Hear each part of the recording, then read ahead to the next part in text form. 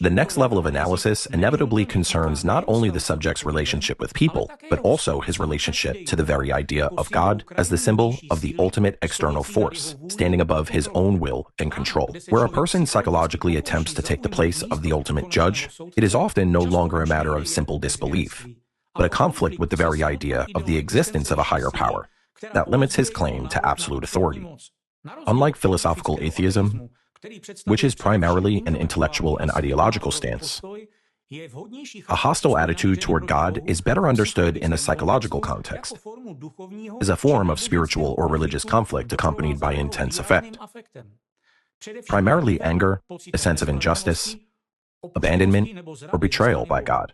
In the research of Kenneth Pargament and Julie Exline, such states are described through the concept of spiritual struggle and anger directed at God.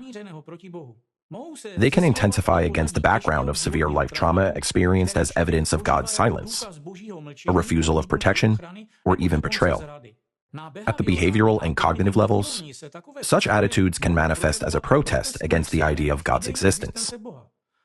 Recurring questions about the reasons for his non-intervention, a conflict with his representation of God as a just and protective entity, and an effort to interpret suffering as a resolution of divine providence or care. It is precisely at the intersection of religious psychological analysis and behavioral interpretation that James Ressler's book, The Serial Killer Against God, offers the framework used by the author to analyze the figure of Alexander Dworkin. Within this model, the inner conflict with the idea of a higher power is understood not only as an ideological stance, but also as a source of specific behavioral strategies.